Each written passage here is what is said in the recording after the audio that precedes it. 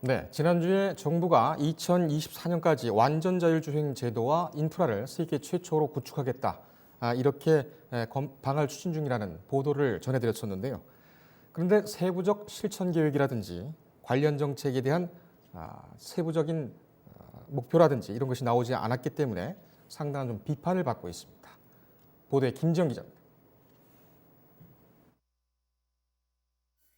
수소버스가 도로를 달리고 자율주행차가 운전자 없이 도심을 누빕니다.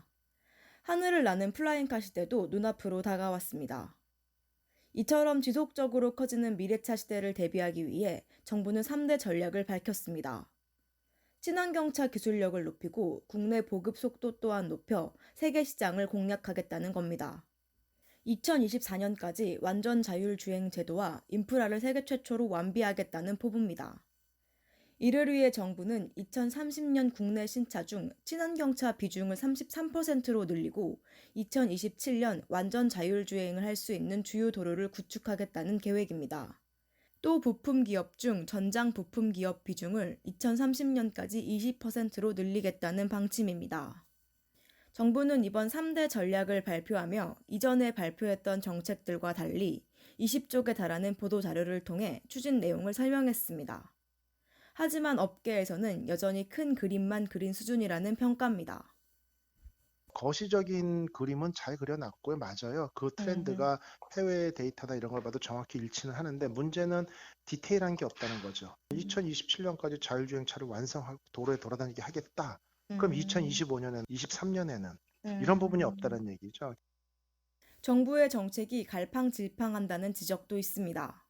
지난해 6월 발표한 전기 수소차 보급 확산 정책 방향에서는 2020년 전기차 35만 대, 수소차 15,000대 보급을 목표로 제시했는데 6개월 후 발표한 자동차 부품 대책에서는 전기차 43만 대, 수소차 6만 5천 대로 목표치를 높였습니다.